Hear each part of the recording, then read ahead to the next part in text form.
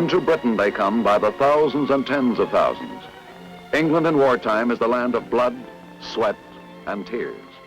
A nation blackened and battered by the fury of the Nazi Luftwaffe. But it's still England. And for young Americans on their way to war, there is much to see. Wartime Britain is a place supercharged with excitement.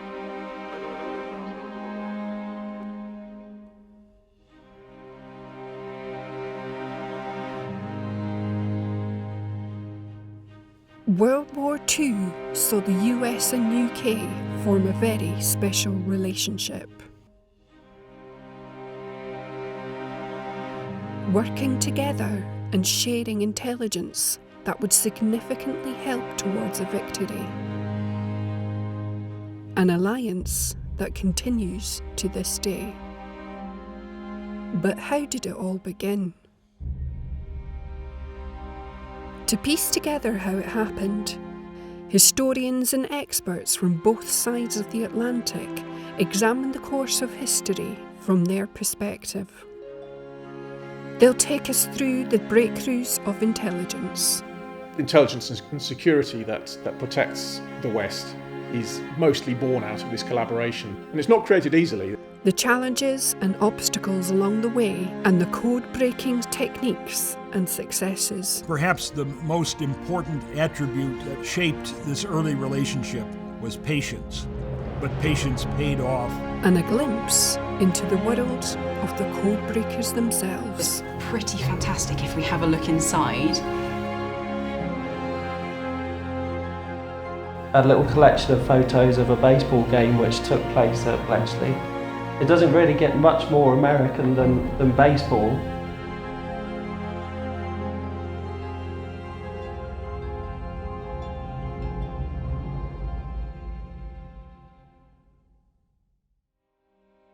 Towards the end of 1942, the effort against the four-rotor Enigma by both the US and the UK still prevailed. British and American cryptologists did the theoretical work. The British did manufacture some four-rotor bombs to solve the Enigma machine used by the German Navy, but their manufacturing capability was taken up with much else in the war effort. They had problems turning out four-rotor bombs fast enough. They had problems with spare parts. And in September 1942, Frank Birch, who's head of Naval Section, who's kind of in charge of dealing with the U-boats, and Edward Travis, who's head of GCCS, actually go to the US and they negotiate an agreement with the US Navy, which is variously known as the Travis-Wenger Agreement, Wenger being one of the US Navy people they negotiated with, or the Holden Agreement, because he was the admiral that signed it. But basically what it says is, in terms of naval Enigma, Bletchley kind of rolls over and says, yes, we'll give you everything you need. And the Americans at that point have already autonomously decided that they're going to build their own bombs, plural. And so they sign a contract in September to start a program, $2 million program to start building bombs. And it becomes obvious to the British that they're better helping that than hindering it. And so from that point on, you get close collaboration on the development of the US bomb machines. And the four-rotor bomb was somewhat redesigned and built at a machine company in Dayton, Ohio in the United States. This was called National Cash Register. It was designed and built there by a civilian crew under Navy supervision. Turing himself goes out in December 1942 to Dayton to see how they're doing and to advise, and he gives them technical advice on what they're doing. There are a couple of things that the Americans think they need, which they don't actually need, and he's able to sort of refine their approach. It's quite interesting because the man who's in charge of the project, Joe Desch, in Dayton, lives in a small cottage on the NCR site, and his US Navy liaison officer is occupying his only guest bedroom. So when Turing turns up, he has to sleep on a mattress in the living room. So despite the $2 million budget, people are still, having to kind of sleep on the floor. But the collaboration is very successful. And as you run into the spring and summer of 1943, US bomb machines start to appear. The finished bombs were taken to a location in Washington, D.C. under heavy guard and were put into good use against the German four-rotor Enigma. And if they had spare time, they also worked against the three-rotor Enigma so they could make possible additional decrypts from conventional, if that's a good term, conventional German Enigma machines. From that point on, the US Navy is able to take over, ultimately almost completely, solving Atlantic U-boat Enigma, solving four-rotor Enigma. They build 100 bomb machines, and those machines principally do that job. So a whole big chunk of Bletchley Park's work and worry is kind of shipped to Washington and dealt with by them. And it's an example of really sort of successful collaboration at that point. However, the Holden Agreement with the US Navy is only half the story from Bletchley Park's point of view. The US Navy and the US War Department, their army, don't collaborate tremendously well on signals intelligence. They've historically been quite sort of rivals. So Bletchley Park is also talking separately to the US War Department. They are also very interested in Enigma, and they're interested in building their own bomb machine. Previous to late 1942, Bletchley has been able to make the argument that the US Army isn't involved on the ground fighting the Germans. Unlike the US Navy, which has been involved in the Battle of the Atlantic, the US Army isn't really in the picture. Here, with the sailing for North Africa of the greatest armada ever seen in the history of the world, begins the story of the dismembering of the Axis. But at the back end of 1942, you get Operation Torch, which is the invasion of Algeria and Tunisia by American troops. Most of the intelligence that was used in planning and carrying out the initial operation came from decrypts of Enigma-based messages. This was material that Bletchley Park sent out for distribution.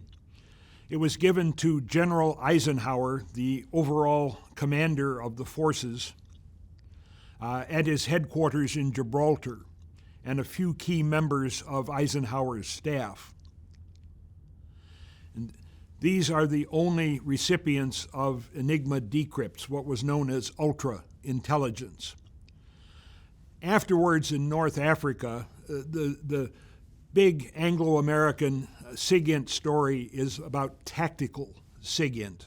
Units of intercept operators and codebreakers operated right behind the front lines. They would intercept low-level frontline German communications, solve the rather simple codes that low-level communications had, and provide information from signals intelligence to the local commanders. The local commanders would get no access to the high-level material, the ultra material, but they needed as much information as possible as about what was just over the next ridge. And this is what the tactical intercept operators provided. The British had considerable experience in this in North Africa almost from the beginning, and they helped train American tactical intercept operators and American tactical cryptanalysts. So there was a very good cooperation at the low levels as well as at the very high levels in the Anglo-American SIGINT relationship. At that point, you've got American soldiers fighting Germans, and so the case for the US Army to be involved in the Enigma story is really compelling at that point, and Bletchley can't really say no. The American Army did some work with the bomb, the machine that enabled decryption of Enigma messages, but it was never very successful. The Army was always trying to find shortcuts. Machine system or machine supported cryptanalysts that would do things faster than the bomb did, or do more in volume than the bombs could. And they were never very successful at it. They did have some devices that worked, that were useful, but they never really got as heavily into using the bomb as the American Navy did. But perhaps not for lack of trying. But the US Army was still very keen to be part of the picture. They wanted to garner the expertise about Enigma, this whole idea of keeping up with cryptographic progress. And so a solution had to be found where the American army could learn what it needed to learn without necessarily having its own program in the United States. And the solution to that is an agreement signed in the summer of 1943, which is known as the Broussard Agreement, the Britain-USA Agreement. It's the first of several Broussard agreements. This clearly spelled out how the system was to work, what the responsibilities of each side were as to security, what their responsibility was as to SIGINT targets, and how they would share with the other. The key part of that from Bletchley's point of view is it's agreed that American personnel should come to Bletchley, and instead of trying to do it all themselves in America, they will simply come here and they'll be integrated into all the different departments, important Enigma departments of Bletchley Park's work, and they'll learn on the ground in the UK, and they'll obviously help Bletchley out with personnel, but they'll also gain the expertise they're looking for. There was an initial group of several dozen that came over. They were Army. They were among the best cryptanalysts that the American Army had. They were linguists and a few general analysts.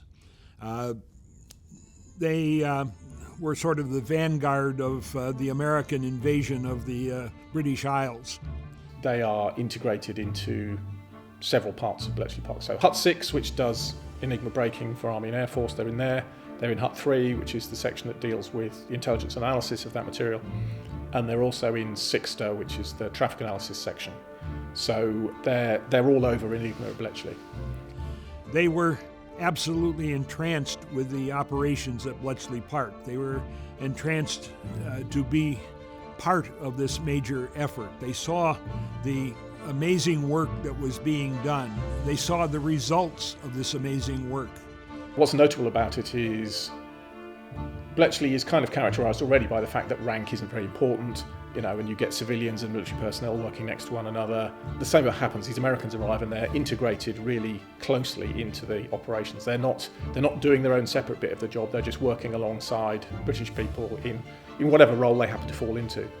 And that proves to be really effective, and a lot of really good both professional and personal relationships are built as a consequence. It's a very successful idea.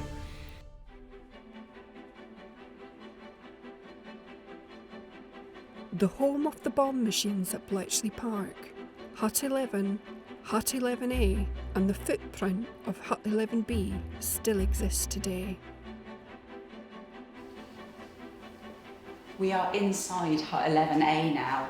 This building, along with the other two buildings that were used for the bomb machines on site, have been restored to their wartime appearance as much as we possibly can. So you'll see the walls are sort of a yellow colour with the beautiful concrete floor.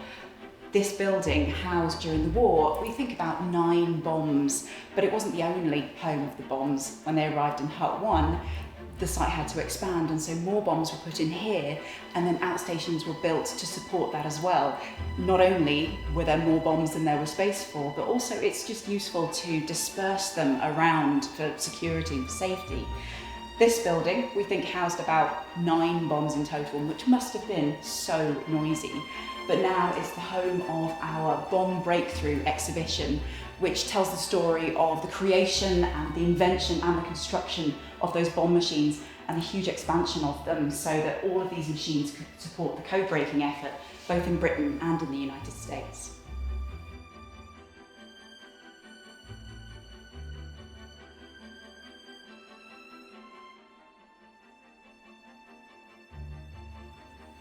Because no British bombs survived the war, we've produced this life-size model of a bomb machine. It gives our visitors an idea of what they must have looked like, how big the things must have been, and how noisy, and what it must have felt like in here with 9 of these going at the same time. In order to differentiate them, every bomb machine had a name, and these names were usually on nameplates on the top right-hand side of the bomb. And this one we know is from the Houston bomb, which was at Eastcote in the American Bombe. You can just imagine it on the side of that machine, this beautifully illustrated sign. There were many extracurricular activities that the Americans brought with them, as well as their cryptologic expertise. One American I talked to remembered very well the dances that he would go to with the British ladies in uniform who worked at Bletchley Park, and the big bands that played. Another remembered some of the interaction over supplies. He found that as he got equipment from the United States, his British hosts were as impressed by the wood packaging of the crates that brought the equipment as they were the equipment itself. Another said that he was never going to eat Brussels sprouts again as long as he lived.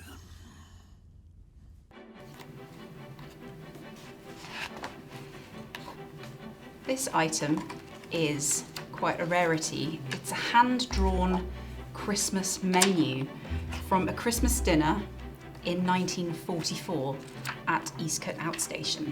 Now, the front cover was painted by a wren who was based at Eastcote, but it's pretty fantastic if we have a look inside.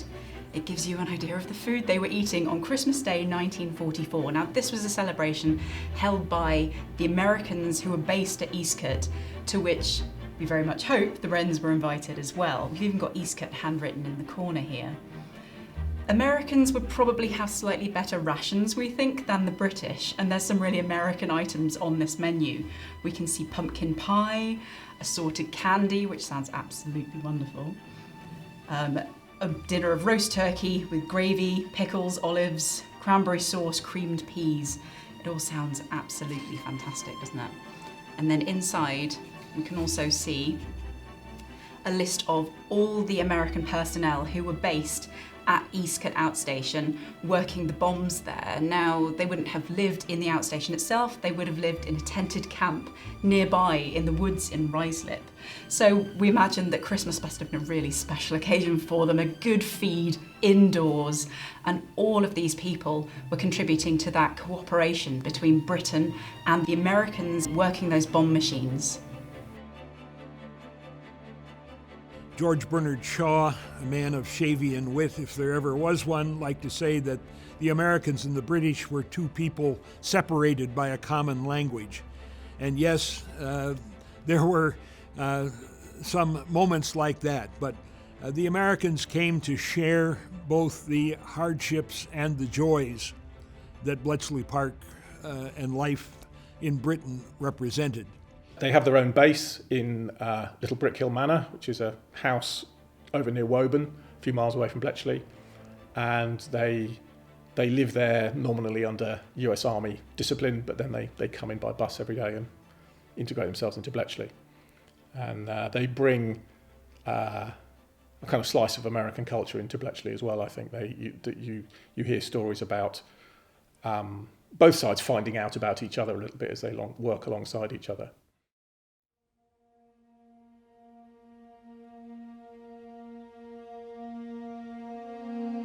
This is a photograph album which was donated to us by the son of James Neilson, who was a member of the US Army who worked in Bletchley Park from 1944, which really give an insight into what the social life was like in Bletchley Park and how the US and British personnel interacted with each other.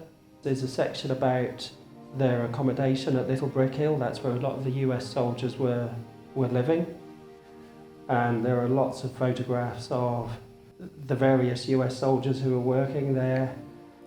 One of my favourite sections of the album is a selection of photos of Room 72, which is the particular room that some of the Americans lived in Little Brick Hill. They're kind of staged photographs of James and his friends either drinking or pretending to drink. They give a really good insight into the fun that they had when they weren't working. It doesn't really get much more American than baseball, and there's quite a large collection of photographs from a baseball game that took place at Bletchley. From looking through the photographs, it would appear that most of the baseball players themselves were the Americans. But there was also quite a big crowd who were watching on, and there's definitely a mix of US and British people. This was quite an exciting trip, and they wanted to make the most of it. They went to Edinburgh, they went to Aberdeen, they went to Falmouth, so they obviously made the most of their time here.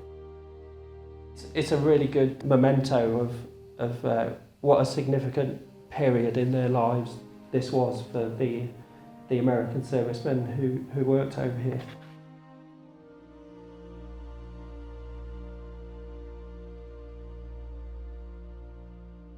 So this was important for the war effort in extending help in manpower to the British effort, but it also had a very direct effect on the Americans involved in impressing them with what could be done and what was being done. This time the beachhead was plenty rough, but after we broke through, the Red One moved fast. It took 18 towns in 37 days. But to take it, we had to stop and slug it out in the mountains all along the way. After the defeat of the Germans in North Africa, the British and Americans invade Sicily and then Italy. As the land war against the Germans intensified and the volume of intelligence increased, the pressure was on Bletchley Park and the organisation continued to grow very rapidly. By this point, a number of the blocks have been built, naval sections moved into Block A, the Enigma teams all move into Block D, and so there's rapid growth, and so any help they can get is really, really helpful. And the Americans arriving on site really assists that process. And the fact that US and British troops are now fighting side by side in Italy, it helps to have American and British personnel dealing with the SIGINT side by side here at Bletchley. At the same time, the American naval bomb programme was proving to be a success. And that's a huge help to Bletchley because essentially a whole chunk of work, which is 4-rotor Enigma and the U-boats in the Atlantic, is farmed out almost exclusively to America. They're able to take on that work and deal with all of it by 1944. This bomb program enabled more direct support of the American side of the effort against German submarines and other Atlantic shipping. It cut down the transit time between the two nations that had marked even the intimate sharing that had gone on. The first bombs that were constructed were at the National Cash Register building in Dayton, Ohio. The first two were known as Adam and Eve, and then taken to Washington by train under heavy guard. About 110 or so followed Adam and Eve to Washington. The American Navy bombs were housed in the middle of the District of Columbia in a former girls' school. They were put into the Naval Security Station, or the Communications Annex, as it was sometimes called, on Nebraska Avenue in the District of Columbia. The work was done by women in uniform, and both the Army and the Navy in the United States had about 5,000 women working in cryptology. In the Army, they were mostly civilians with a few in uniform. The opposite was true for the Navy. Most were uniformed with a few civilians. They staffed the bombs running day and night. They were not told what they were doing. Once in a while, somebody might say, just to move their morale a step higher, saying that they were working to break the back of the German Navy. But the women workers on the bombs were not given any details until the end of the war. And even then, the American Navy was a bit stingy with the truth. They would work in probably dreadful conditions. Summer in the District of Columbia is unpleasant. It's a sweltering place. They had to work in full uniform in relatively small rooms with a large number of bombs, as many as could be crowded in. It was noisy. The bombs dripped oil. It was dreadful working conditions. And these women would do the settings on the bomb for the run. When the run stopped and paper tape came out with the proposed solution to an Enigma setting, they would take the tape, they would go down the hall, knock on a door, a window would open in the door, a hand would come out, accept the paper tape, the door would close, and the worker would go back to the bombs.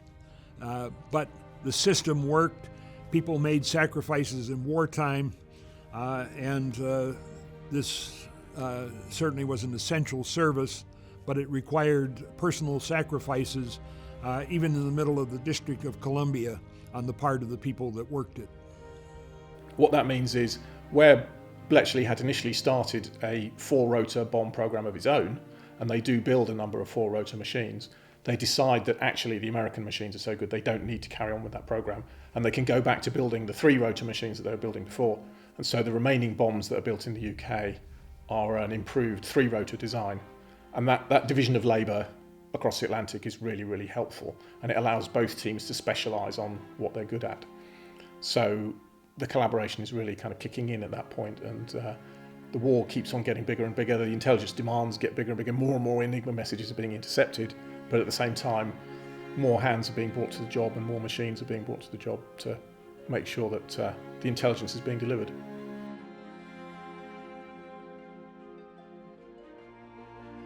In the next episode, we explore some of the successes and difficulties of the multinational intelligence operation in the Pacific and European theatres.